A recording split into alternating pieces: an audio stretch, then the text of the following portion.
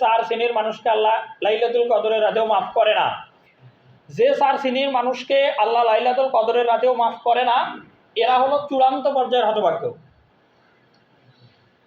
মানে এরকম রাতে আল্লাহ তাআলা মানে আমভাবে সকল মানুষকেই মাফ করে দেন। এইরকম আম ক্ষমার মধ্যেও যারা নিজেদেরকে সামিল করতে পারে না, তারাই তো চূড়ান্ত হতভাগ্য। হাদিসে এরকম শব্দ আসছে যে মান হুরিমা, যে ব্যক্তি লাইলাতুল কদরের রজনীর ক্ষমা থেকে নিজেকে বঞ্চিত করলো বা মাহরুম হলো, ফাকাদ হুরিমাল খায়রা কুল্লু, সে যেন সকল প্রকার কল্যাণ থেকেই বঞ্চিত হলো। এক নাম্বার যাদেরকে লাইলাতুল কদরের রাতে মাফ করা হয় না, তারা হলো মুদমিনুল খামর।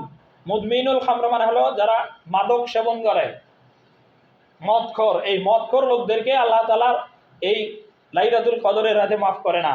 দুই নাম্বার ওয়া আকুল ওয়ালিদাইন, যারা পিতামাতার অবাধ্য, যারা পিতামাতার অবাধ্য এদেরকে আল্লাহ তাআলা লাইলাতুল কদরের রাতে মাফ করে না। তিন নাম্বার আল্লাহ যাদেরকে মাফ করে না সেটা হলো মুশাহিন। মুশাহিন শব্দের অর্থ হলো হিংসা। যারা হিংসুক আল্লাহ এই কদরের রাতে তাদেরকে মাফ করে না। এরপরে চার নাম্বার যাদেরকে আল্লাহ তাআলা লাইলাতুল কদরের রাতে মাফ করে না, তারা হলো মুশরিক।